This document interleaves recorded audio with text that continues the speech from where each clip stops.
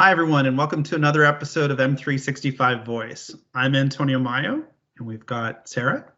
I'm Sarah Halsey. And I am Mike Moderani. And today we have another special guest with us. We have Joanne Klein, Microsoft MVP and Advanced Compliance Specialist. We've known Joanne for quite a long time. We're very happy to have her on the show. Joanne, why don't you introduce yourself? Sure. Thanks for having me on the show today, you guys. It's a thrill for me to be here. I am first and foremost an independent consultant. I work with most of the compliance features in the back end of Microsoft. So work across industry verticals with my customers. And I'm also on a consulting arrangement with Microsoft right now, working on the Advanced Compliance Suite as well. So I'm all about the compliance features. That's awesome. Awesome. And we have drinks with us today, so just to let people know. We do. We do have drinks today. Cheers. Cheers, everybody. And to our listeners. Joanne, you have your famous margarita, I think? This is a gin greyhound. Yes. I was going to ask about the greyhounds because greyhounds are a popular drink as well. They are grapefruit and gin in this one. You can also do it with vodka, but it's equally delicious, I've discovered. Very nice. So I wanted to ask, so I'll start off, as you know, we kind of go round robin and ask questions and sometimes multi-part questions and interrupt each other with questions.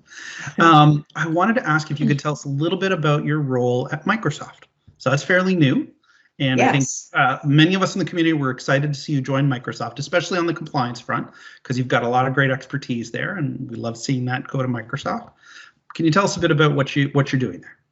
For sure, it's a very interesting role, and as I'm getting into it, I'm learning more about kind of what Microsoft is looking for out of this role. The official term is Global Black Belt, but really what it is on the advanced compliance features, which I'll go into a little bit. They've kind of split it across 4 pillars. There's lots of features in the back end that are in that area. And we are basically help own that technical win for customers who are looking to get into the compliance features. So we might come and explain what the features are about, kind of give a little bit of a roadmap of where the features are going. Sometimes kind of really understand what it is the client is or customer is wanting to do, maybe work with them, identify some gaps that might be there so we can take it back to the product team, because we really are a conduit between the customer and the product group and the product marketing group. So that is a big part we play, and we help kind of stack, rank, and prioritize these gaps and requests coming in from the customers back to the product group.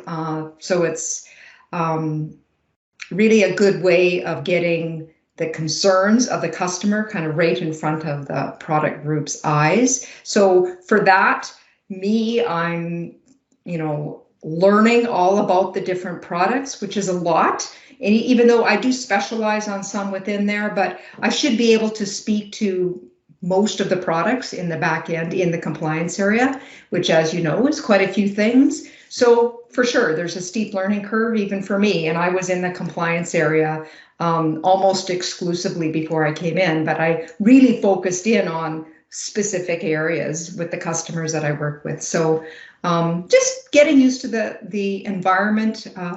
It's a very busy company, as you know, lots of work going on many different fronts. So it's been kind of a cultural experience for me as well, kind of, getting up to speed on what it's like within Microsoft and what all the different roles are. That's been a really big part of this for me, actually. Great. Mm-hmm. It's quite a big switch going from, and I know that you worked for multiple customers, but yes, going from becoming an independent consultant to working at a company as large as Microsoft. And even though you have a great network at Microsoft already, completely different coming in and trying to figure out how to navigate an enterprise that large.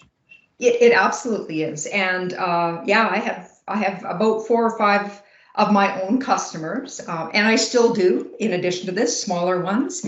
But yes, I'm an independent consultant, so it's kind of a team of one, and then I work with my customers. So, I work with them to do whatever it is we're doing in the compliance area. But now I'm a very small part of a very big team, all working together. So even figuring out the acronyms of the teams and who does what and what the roles and responsibilities are, it's been a fairly steep learning curve, and I'm still learning. Today I was looking up what something meant because you're in a meeting and acronyms are flying around left, right, and center, and you at the end of the meeting sometimes you're not quite sure, what was said, and hopefully I wasn't assigned anything out of that. But anyway, it's good, but there is a learning curve, and I'm just kind of taking it a day at a time, not letting it get ahead of me too much if I can help it.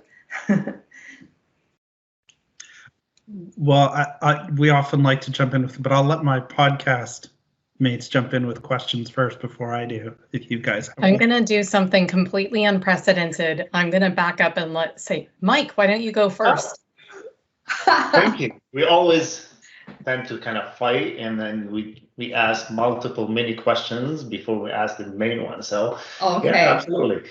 So with your experience in the compliance world in M365 and working closely with the black belt position, what advice do you give for organizations that starting with M365, whether it's small, medium, or large, and they want to kind of get to start using some of the compliance products within the platform? What advice do you give them in general from a high level perspective? Yeah, so usually we start with kind of the broad conversation, and that's really my role. But more important than that, I think that is a great place to start. So even though teams might come in and they have a team and they want to know how to protect this certain type of document, we can do that, but it's better to have kind of big picture in mind. How are we going to address this across our tenant as a whole? What are our maybe protection tiers we're going to have defined? What is the framework within which we're going to do this? So Microsoft is really trying to provide some practical guidance on building that framework for organizations.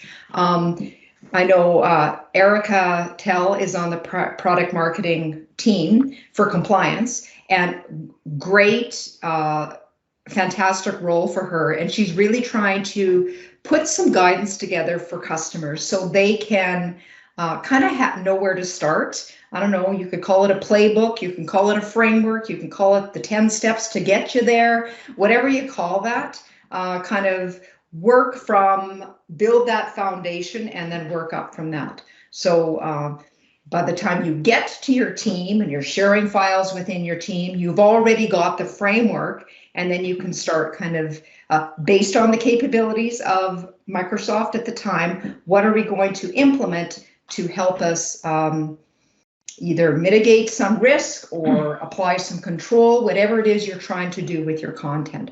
So I'm not sure if that answered your question, but to me, it's the right approach, even though it seems like it's kind of dipsy-doodling around the actual thing that you're going to end up configuring at the end. If you haven't done all of that homework and laid that foundation, you will struggle going on from then, I believe. I think that's a really good point because, and I love the phrase dipsy-doodling because we're going to have to use that one. But I think it's a really good point because otherwise you tend to be myopic and focusing on one tiny little detail as opposed to, because it isn't just about how long do we retain our chat and channel conversations in Teams.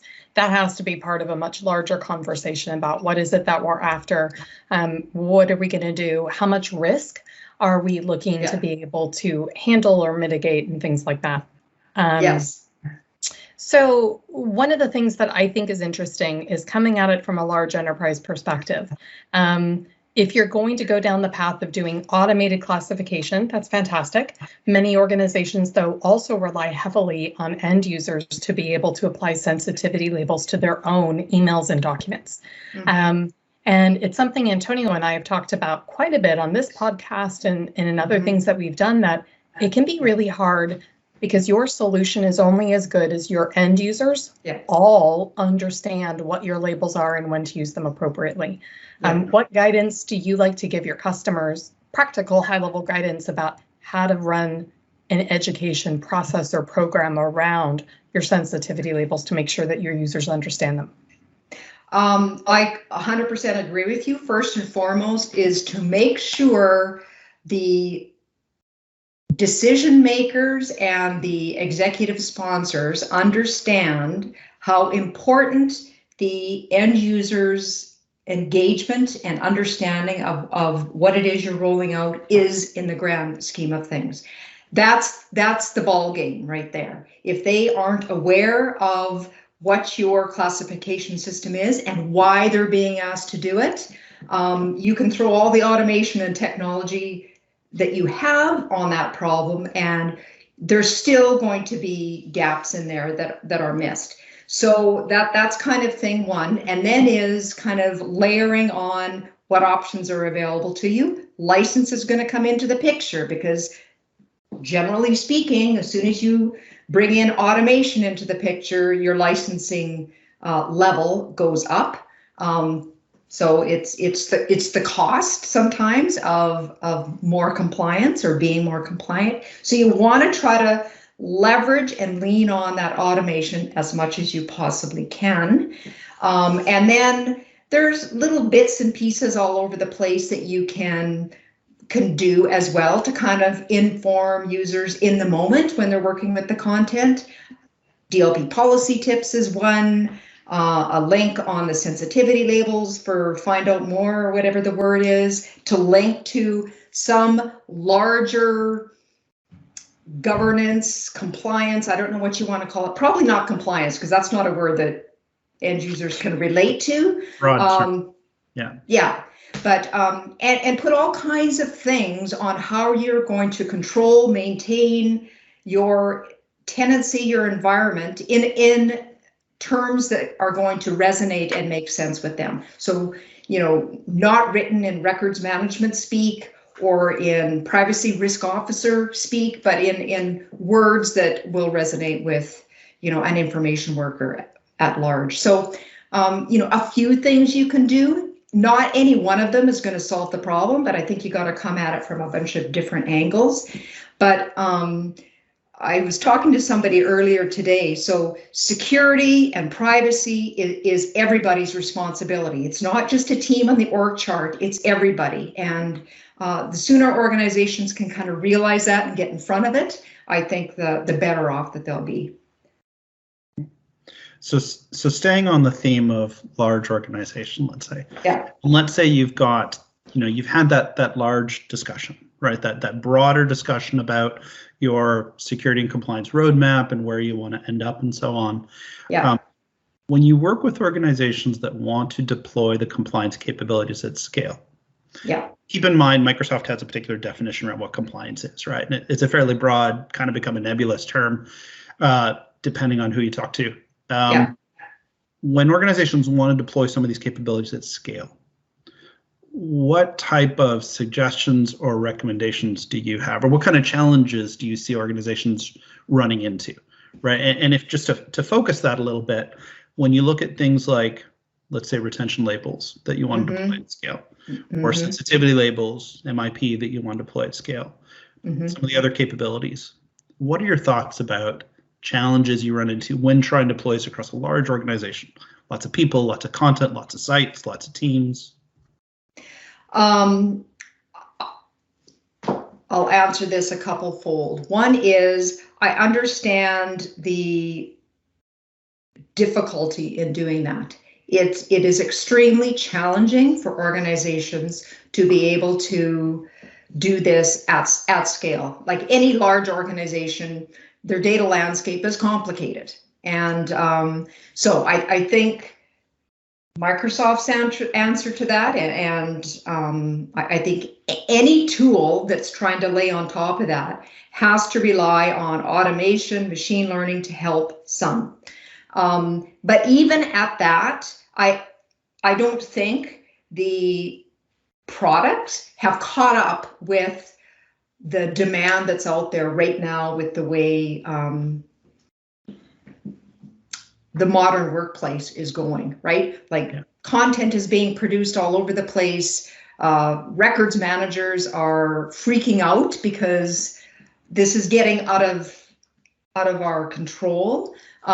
So I don't have a really good answer for that, but I think a pragmatic approach is to, first of all, understand, come to terms, I should say, rather, with the fact that you're in this collaborative environment where there's going to be all of this content in places that maybe you didn't have to concern yourself with before. So when I think about, and I'm going to put on my traditional records manager hat, rather, most of them are very concerned with kind of the Wild West of the modern workplace, right? So kind of, I think you need to decide, well, how are we going to strike that balance? Are we going to, put the brakes on and try to control this and move it elsewhere so we can control it, or not? So I'm not really answering this right, but it kind of depends on your company culture, the regulatory requirements that you need to be beholden to. And I think your expectations, and I see you, Antonio, and I'm gonna horn in anyway. Go ahead. Because one of the conversations that I know that I often has is setting an appropriate expectation. Because if you're going to do automatic classification, there's a certain level of percentage of error in terms of even auto tagging. But if you're going to manually have employees tag, you're going to have a margin of error that's larger, and you have to be willing to embrace the fact that it's not going to be perfect. So you might have content that's not flagged as the most sensitive data type, even if you need it to be. You might have content that is overly flagged as being your most sensitive type of data when it shouldn't be. And how do you talk to customers about that? Because they have to assume a certain margin of error, and I bet it's a larger average margin of error than most of them would like to think it is. I have had that same conversation, and half the time it lands okay, half the time it lands very flat. Perfect is the enemy of good, but some organizations are, I think, maybe trying to get too perfect before they start. So sometimes I use the reverse argument. Well, I mean, we're not doing anything right now, so let's just do something. And maybe take more of a kind of a risk-based approach to it. Then let's make sure we've got all of our T's crossed and our I's dotted before we start. Because to your point, Antonio, at scale, there are gaps in the auto apply capability, right? I can think of exceptions all over the place on where that's not going to fly. So I think it's going to improve over time, but yeah, I think you stated very well, though. Like, I do think you answered that question very well, because like the way I've seen it is you kind of have these three different trends that are all hitting us at the same time.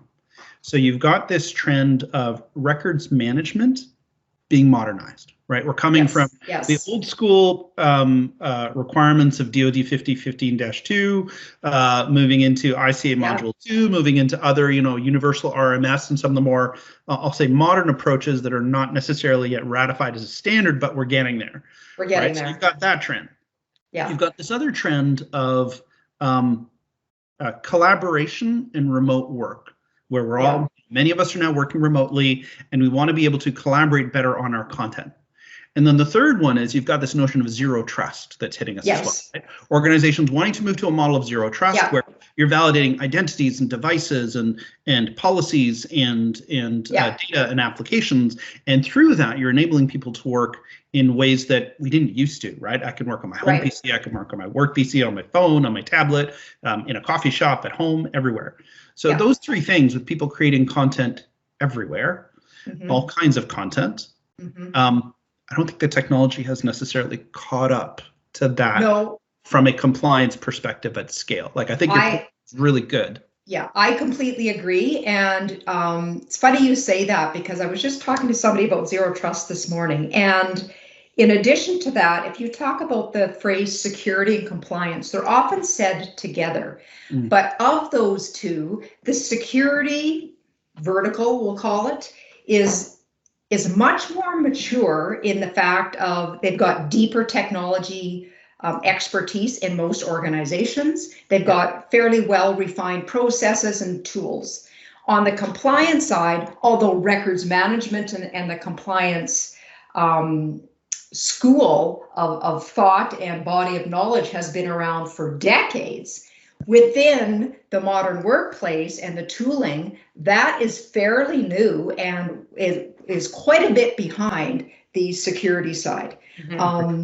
So I think because of that, the tools will get better, I'm confident, over time, but it's just lagging a little bit behind the accelerated growth of the modern workplace, and like you said, the multi-devices and the identities and the data. I mean, it's exponentially growing, and the compliance side needs some time to catch up to that.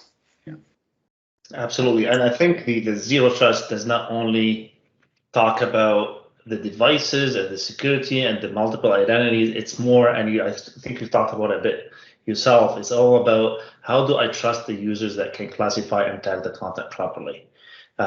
Being working remotely, a lot of organizations that have not been in the cloud, the first thing they want to do is deploy teams for remote collaboration.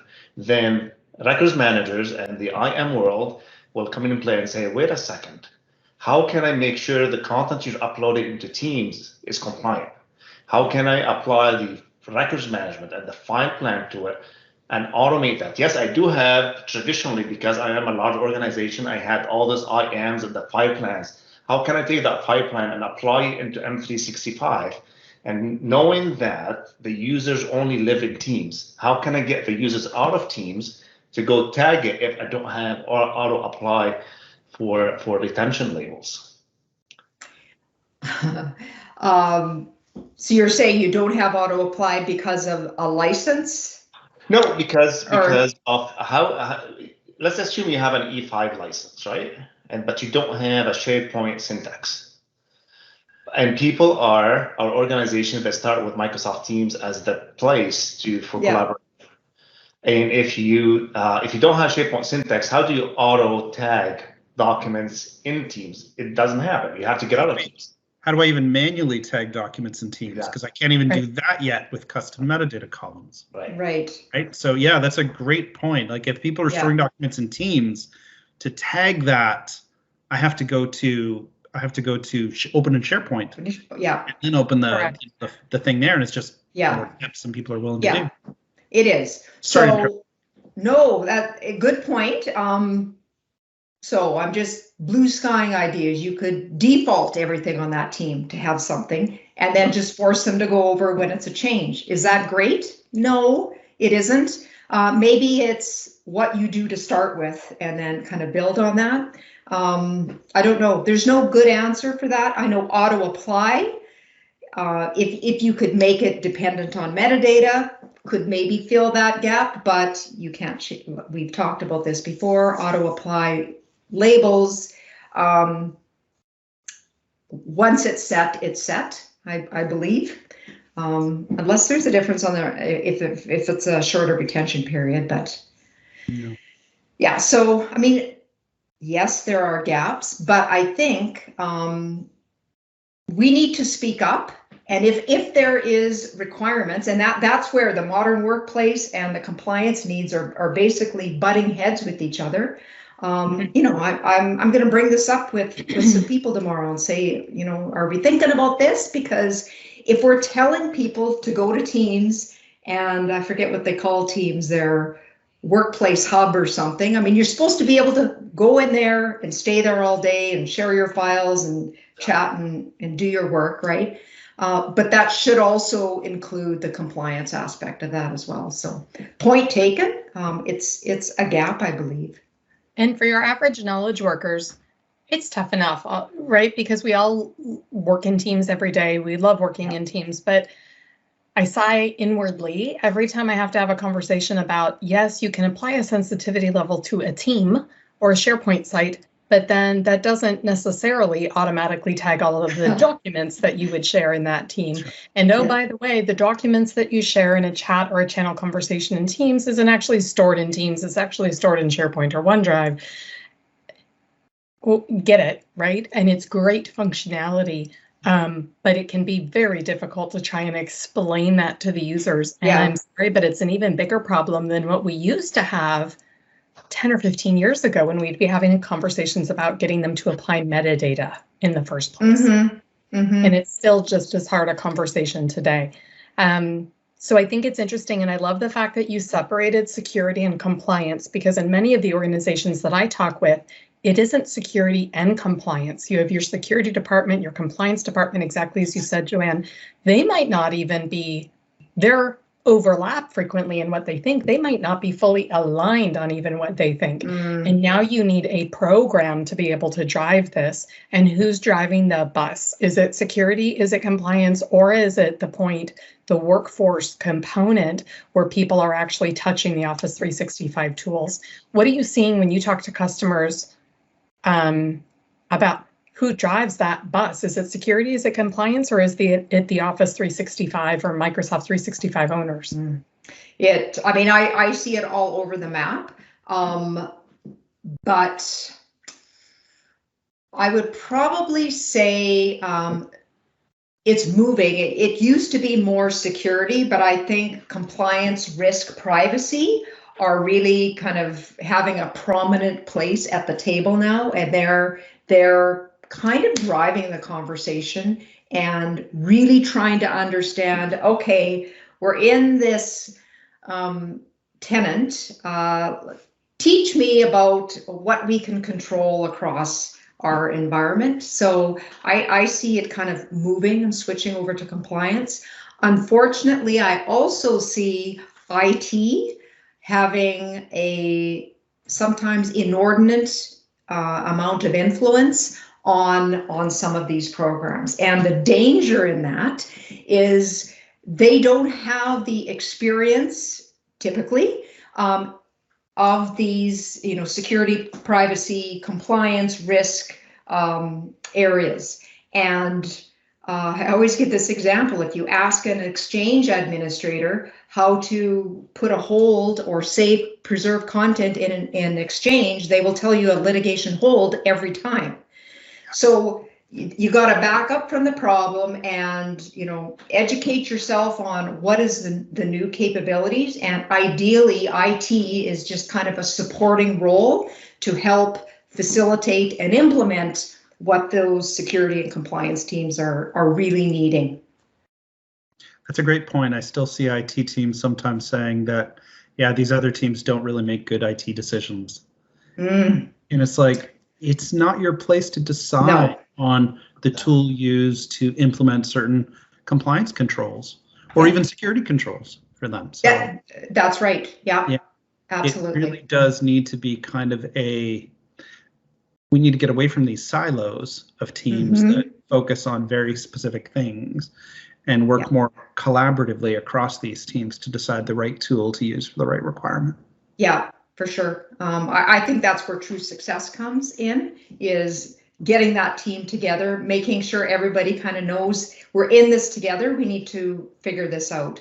I spent quite a bit of time working with lots of compliance teams, explaining the capabilities in the back end. And when you were, explaining them, articulating the back end enough so that they can understand the compliance controls and how they kind of lay on top of that. So when you're explaining that, Sarah, on the teams and when you share files, that is uber confusing for people, especially if you're a compliance person and you're listening to all of this and then with a mindset of how am I possibly going to control all of these parts this thing they call teams, right? It can be overwhelming. So lots of times as a consultant, as somebody working with these teams, you really have to try to explain it in a way that kind of makes sense in their world and help them kind of bridge that gap. But it can be challenging for sure. I think you're on mute, Mike. Sorry. We've talked about compliance manager, and I just want to jump in here like a follow-up question. We get asked this question all the time. What's your definition of the compliance manager role? Like when I go and talk to companies about deploying M365 and talking about compliance and different roles, I get asked the question all the time. What does a compliance manager do technically within the actual compliance center? Oh, are you talking about the role of a compliance manager? Okay. Oh my gosh. Well, I know that doesn't have to be the technical details like what is described, but from a compliance perspective, what do you define the role of a compliance manager?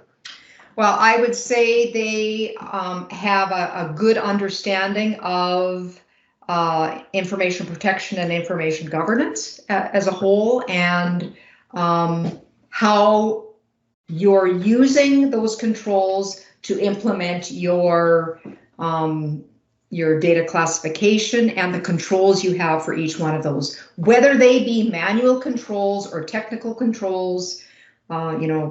What are those things? What else? Probably, I don't know. It's a good question. I'm actually never asked that. It's interesting you are asked that all the time. That means it's a good question, Mike. Good question. Yeah. Anyone else? Antonio, chime in on that one. So we rarely see a person who has the title of compliance manager or the role of compliance manager, to be honest. We see people with the role of chief compliance officer. And that is usually a fairly high level role where they're responsible for their organization's compliance with all the regulatory standards that are relevant to that organization, right? And that's typically, I'll say, a very legally focused role. And legally focused is maybe the wrong term, but they know those standards and those guidelines, and they're looking beyond just the M365 space. They're looking at the entire organization, and they'll often work with internal audit and external auditors to actually audit, is the company actually complying with these regulations? Yes. So the notion of compliance manager, or we see those terms in the Microsoft roles that you configure for the compliance center, but rarely have I seen someone actually have that as their job role.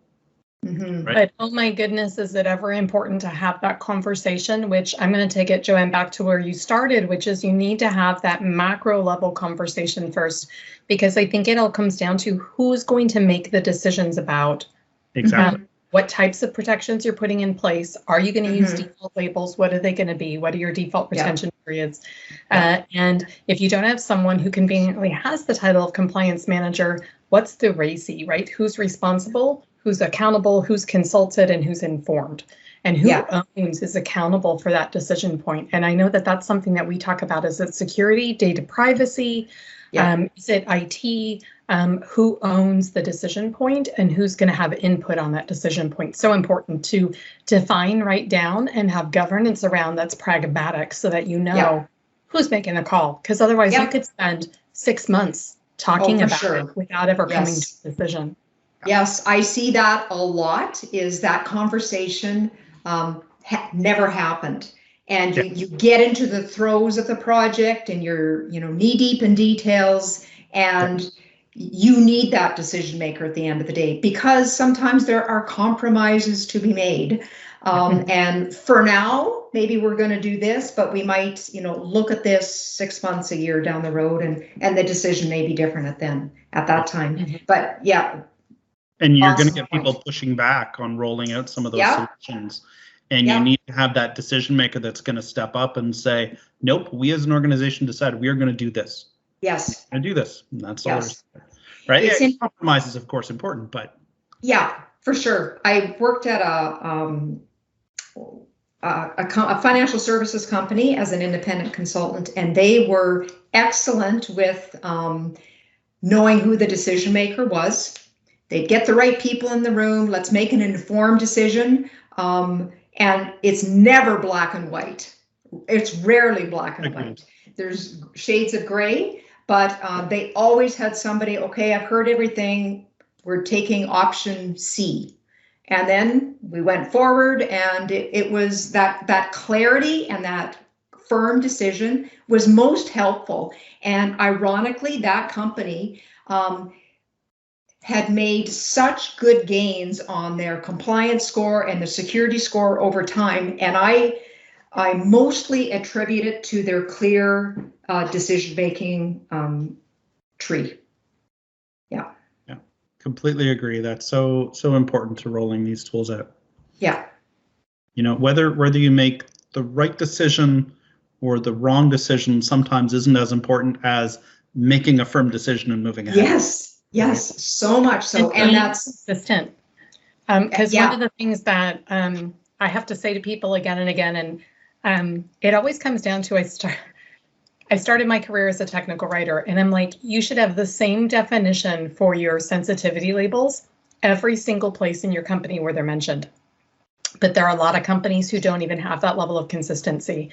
So when you go to your sensitivity dropdown and you roll over a label, that definition needs to match exactly what's documented in your security policy. It has to match exactly what's in your training materials and your documentation. It doesn't even matter if it's the best definition, but it better be a consistent definition. Yes, else confusion will ensue. Another place to have a clear lexicon is when you're working with a customer. And I know this for sure when I'm explaining the Microsoft suite of tools and the compliance features is let's come up with what we both mean with certain words. And record is the first one we need to come to alignment on, because what Microsoft calls a record in the technical controls in the back end is sometimes quite different from what a financial services organization would call a record. So words are so important. And when you're having conversations back and forth, and if you're not both crystal clear on what the other person or other group is meaning, it can be really confusing. So, you know, information worker versus staff user, just little things really add up to, I think, having that clarity between the two groups. So words super important. I agree with you, Sarah. Yeah, you've talked about that before, Sarah, having a glossary of terms. Yes. Defined and published. So everyone understands what those things mean. Yeah. And have it be interpreted by, I'm going to choose my words carefully, someone who doesn't speak security and compliance all day, because then they can put it into terms that somebody logically be able to somehow discern. Yeah, agreed. Yeah, for sure. So Joanne, this has been great. Mike or Sarah, do you guys have any other questions for Joanne? Well, we can go on for hours. I know. Oh, there was a couple tough ones in there, but I survived. Yay. No, this has been fantastic. Thank you so much for your time today, Joanne. It's great to see you and hope you're staying well. And thanks so much for spending this time with us and our listeners. Thank you. It was my pleasure. Have a good Bye, day. everyone.